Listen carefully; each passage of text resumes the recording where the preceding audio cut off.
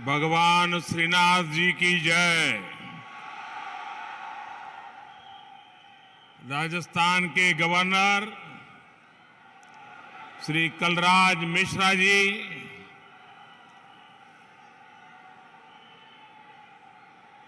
मुख्यमंत्री मेरे मित्र श्रीमान अशोक गहलोत जी, विधानसभा के स्पीकर श्रीमान सीपी जोशी जी, राज्य सरकार के मंत्री श्री भजनलाल जाटव जी, संसद में मेरे साथी और राजस्थान भाजपा के अध्यक्ष श्री चंद्र प्रकाश जोशी जी,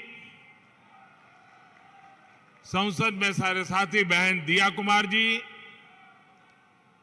संसद के मेरे साथी श्रीमान कनकमल कटारा जी, सांसद श्री अर्जुनलाल मीणा जी, कार्यक्रम में उपस्थित अन्य सभी महानुभाव और राजस्थान के मेरे प्यारे भाई और बहनों, भगवान श्रीनाथ जी और मेवाड़ की इस वीर धरा पर मुझे फिर एक बार आपके बीच आने का अवसर मिला है। यहां आने से पहले मुझे भगवान श्रीनाथ जी के दर्शन का सौभाग्य मिला। मैंने श्रीनाथ जी से आजादी के इस अमृत काल में विकसित भारत के संकल्पों की सिद्धि के लिए आशीर्वाद मांगा है। साथियों, आज यहां राजस्थान के विकास से जुड़े 5,000 करोड़ रुपए से अधिक के प्रोजेक्ट का शिलान्यास और लोकार्पण हुआ है। ये प्रोजेक्ट्स राजस्थान की कनेक्टिविटी को नई ऊंचाई पर ले जाएंगे। उदयपुर और शामळाजी के बीच नेशनल हाईवे 8 के 6 लेन होने से उदयपुर, डूंगरपुर और बांसवाड़ा क्षेत्रों को बहुत फायदा होगा। इससे शामळाजी और काया के बीच की दूरी कम हो जाएगी। बिलाड़ा और जोधपुर सेक्शन के निर्माण से जोधपुर और बॉर्डर एरिया तक पहुंच बहुत ही सुलभ होगी। इसका एक बड़ा फायदा यह भी होगा कि जयपुर से जोधपुर की दूरी भी 3 घंटे कम हो जाएगी। 4 भुजा और निचली ओड़न के प्रोजेक्ट से world heritage site Kumbhalgarh, Haldighati और श्रीनाथ जी के दर्शन करना बहुत ही आसान हो जाएगा। श्री नाथद्वारा से देवगढ़ मदारिया की रेलवे लाइन मेवाड़ से मारवाड़ को जोड़ेगी। इससे मार्बल, ग्रेनाइट और माइनिंग इंडस्ट्री को और व्यापारियों को बहुत मदद मिलेगी।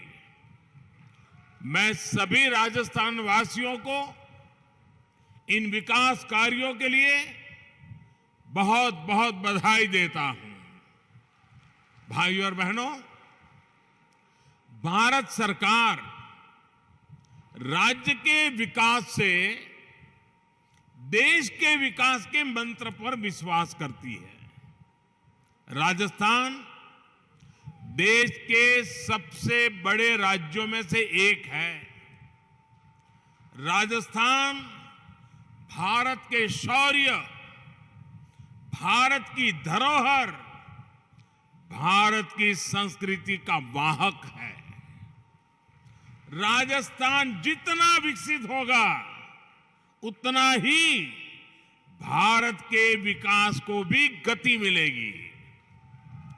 और इसलिए हमारी सरकार राजस्थान में आधुनिक इंफ्रास्ट्रक्चर पर सबसे अधिक बल दे रही है।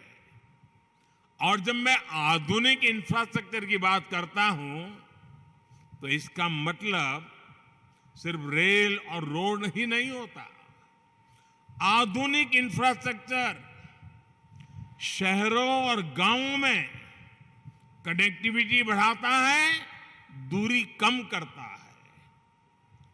आधुनिक इंफ्रास्ट्रक्चर समाज में सुविधाएं बढ़ाता है, समाज को जोड़ता है। आधुनिक इंफ्रास्ट्रक्चर डिजिटल सुविधाओं को बढ़ाता है, लोगों का जीवन आसान बनाता है।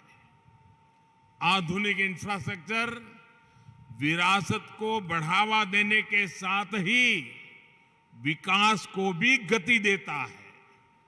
जब हम आने वाले 25 साल में विकसित भारत के संकल्प की बात करते हैं तो उसके मूल में यही इंफ्रास्ट्रक्चर एक नई ताकत बनकर के उभर रहा है। आज देश में हर तरह के इंफ्रास्ट्रक्चर पर अभूतपूर्व निवेश हो रहा है, अभूतपूर्व गति से काम चल रहा है। रेलवे हो, हाईवे हो, एयरपोर्ट हो, हर क्षेत्र में भारत सरकार हजारों करोड़ रुपए निवेश कर रही है। इस साल के बजट में भी भारत सरकार ने इंफ्रास्ट्रक्चर पर 10 लाख करोड़ रुपए खर्च करना तय किया है।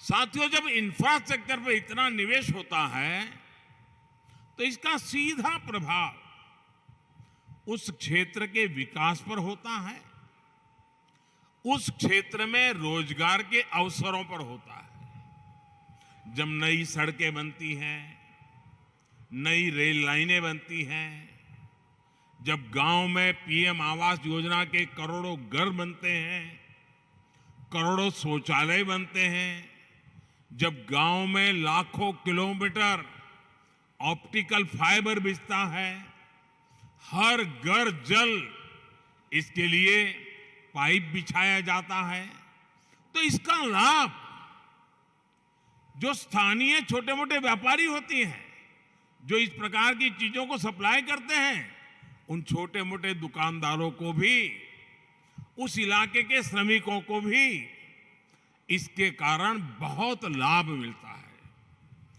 भारत सरकार की इन योजनाओं ने अर्थव्यवस्था को एक नई गति दी है। लेकिन साथियों, हमारे देश में कुछ लोग ऐसी विकृत विचारधारा के शिकार हो चुके हैं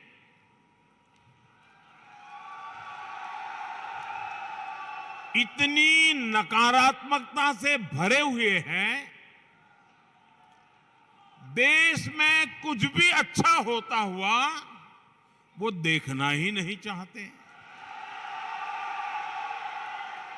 और उन्हें सिर्फ विवाद खड़ा करना ही अच्छा लगता है।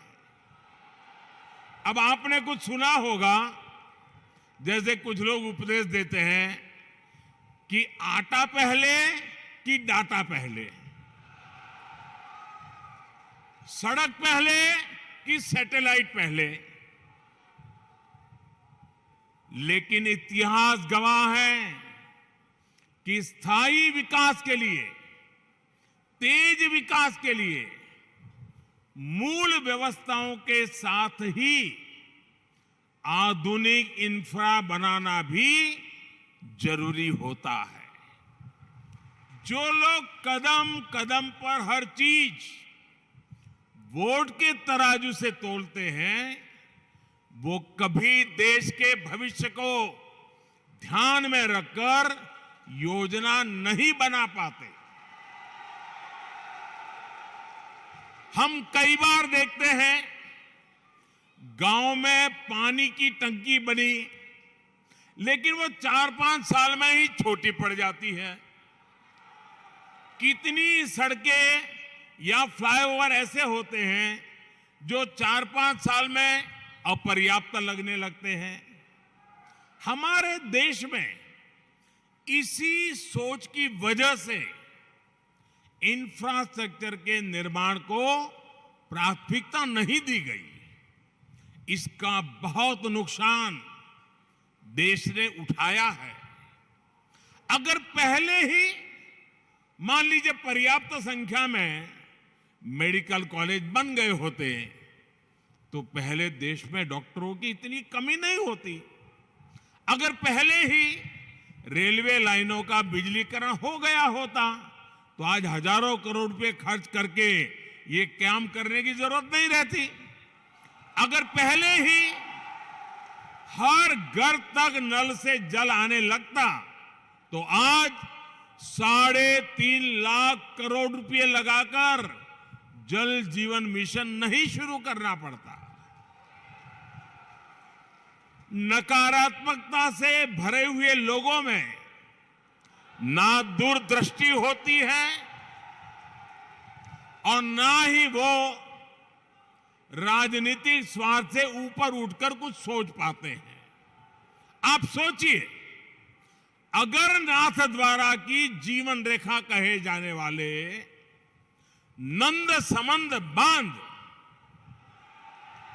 या टाटोल बांध नहीं बने होते तो क्या होता। और हम तो राजस्थान और गुजरात के लोगों के जुबान पे लाखा बंजारा का नाम बार बार आता है। हम लाखा बंजारा की चर्चा करते हैं। पानी के लिए लाखा बंजारा ने अपना जीवन खपा दिया था। हालत यह है कि अगर पानी के लिए इतना काम करने वाले और जिनकी चारों पर बावड़ी किसने बनाई तो बोले लाखा बंजारा, वहां तालाब किसने बनाया तो बोले लाखा बंजारा। ये गुजरात में भी बोला जाता है, राजस्थान में बोला जाता है। मतलब हर एक को लगता है भाई पानी की समस्या का समाधान कोई करता था तो लाखा बंजारा करता था। लेकिन आज हालत यही है कि यही लाखा बंजारा चुनाव में खड़ा हो जाए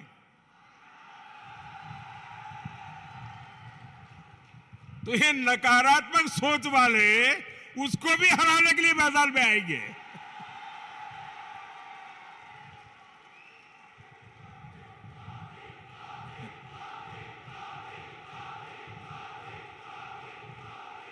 उसके लिए भी पॉलिटिकल पार्टियों का जमघट इकट्ठा करेंगे। साथियों, दूरदृष्टि के साथ इंफ्रास्ट्रक्चर नहीं बनाने का नुकसान राजस्थान ने भी बहुत उठाया है। इस मरुभूमि में कनेक्टिविटी के अभाव में आना जाना कितना मुश्किल होता था ये आप भली भांति जानते हैं। और ये मुश्किल सिर्फ आने जाने तक सीमित नहीं थी, बल्कि इससे खेती, किसानी, व्यापार, कारोबार सब कुछ मुश्किल था। आप देखिए, प्रधानमंत्री ग्रामीण सड़क योजना साल 2000 में अटल जी की सरकार ने शुरू की थी। इसके बाद 2014 तक लगभग 3,80,000 किलोमीटर ग्रामीण सड़कें बनाई गई। बावजूद उसके देश के लाखों गांव ऐसे थे जहां सड़क संपर्क से कटे हुए थे। 2014 में हमने संकल्प लिया कि हर गांव तक पक्की सड़कें पहुंचाकर रहेंगे। पिछले 9 वर्ष में ही हमने लगभग 3.5 लाख किलोमीटर 9 वर्ष में 3.5 लाख किलोमीटर नई सड़कें गांवों में बनाई। इनमें से 70,000 किलोमीटर से अधिक सड़कें यहां अपने इस राजस्थान के गांवों में बनी है। अब देश के ज्यादातर गांव पक्की सड़कों से जड़ चुके हैं।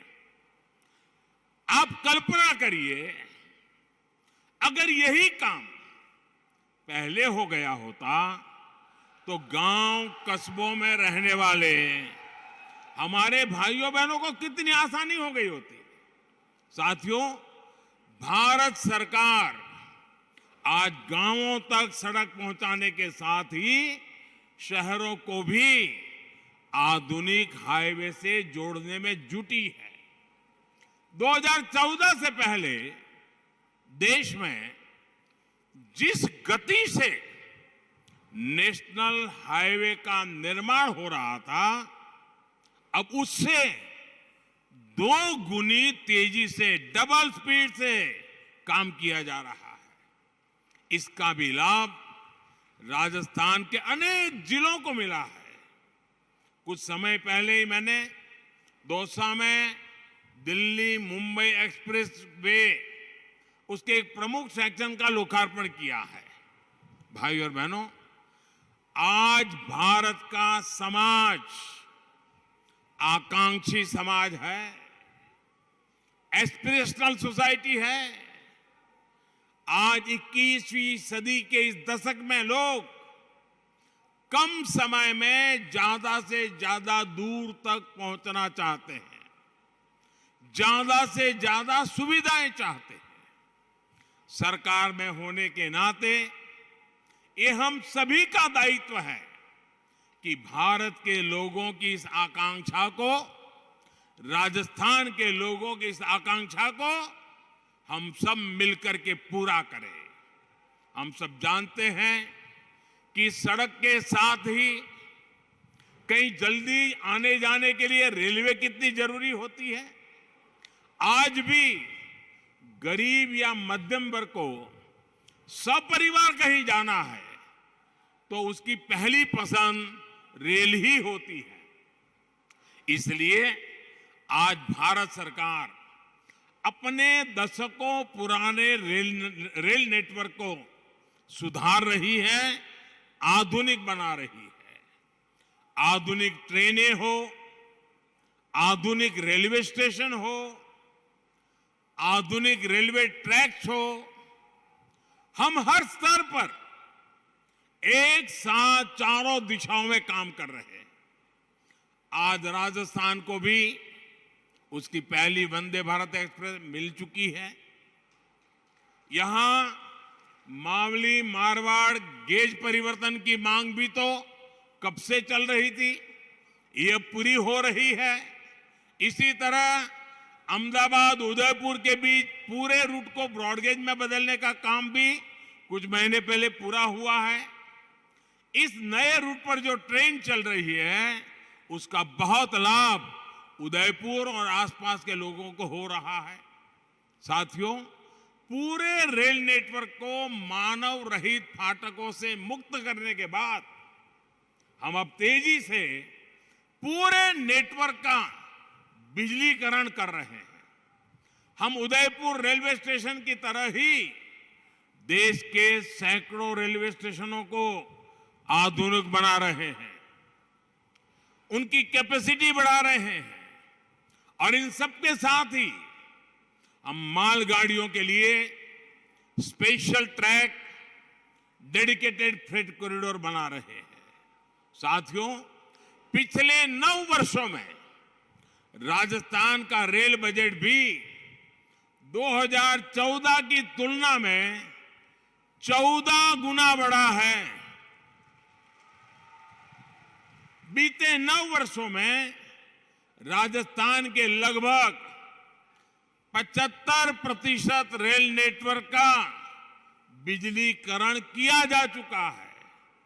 यहां गेज परिवर्तन और दोहरीकरण का बहुत बड़ा लाभ डूंगरपुर, उदयपुर, चित्तौड़, पाली, सिरोही और राजसमंद जैसे जिलों को मिला है। वो दिन दूर नहीं जब राजस्थान भी रेल लाइनों के 100% बिजलीकरण वाले राज्यों में शामिल हो जाएगा। भाई और बहनों, राजस्थान की बेहतर होती कनेक्टिविटी से यहां के टूरिज्म को, हमारे तीर्थ स्थलों को बहुत लाभ हो रहा है। मेवाड़ का ये क्षेत्र तो हल्दी घाटी की भूमि है। राष्ट्र रक्षा के लिए राणा प्रताप के शौर्य, भामा शाह के समर्पण और वीर पन्ना धाय के त्याग की गाथाएं इस मिट्टी के कण कण में रची बसी है। कल ही देश ने महाराणा प्रताप जी की जयंती पर उन्हें पुण्य भाव से स्मरण किया। अपनी विरासत की इस पूंजी को हमें अधिक से अधिक देश दुनिया तक ले जाना आवश्यक है। इसलिए आज भारत सरकार अपनी धरोहरों के विकास के लिए अलग अलग सर्किट पर काम कर रही है। कृष्णा सर्किट के माध्यम से भगवान श्री कृष्ण से जुड़े तीर्थों को, उनसे जुड़े आस्था स्थलों को जोड़ा जा रहा है। यहां राजस्थान में भी गोविंद देव जी, खाटू श्याम जी और श्रीनाथ जी के दर्शनों को आसान बनाने के लिए कृष्ण सर्किट का विकास किया जा रहा है। भाइयों और बहनों, भारत सरकार सेवा भाव को ही भक्ति भाव मानकर दिन रात काम कर रही है। जनता जनार्दन का जीवन आसान बनाना हमारी सरकार के सुशासन की प्राथमिकता है। हर नागरिक के जीवन में सुख, सुविधा और सुरक्षा को कैसे विस्तार हो, इसके लिए निरंतर काम चल रहा है। श्रीनाथ जी का आशीर्वाद हम सभी पर बना रहे, इसी कामना के साथ आप सभी को विकास कार्यों की फिर से एक बार बहुत बहुत बधाई देता हूं। बहुत बहुत धन्यवाद। भारत माता की, भारत माता की, भारत माता की। धन्यवाद।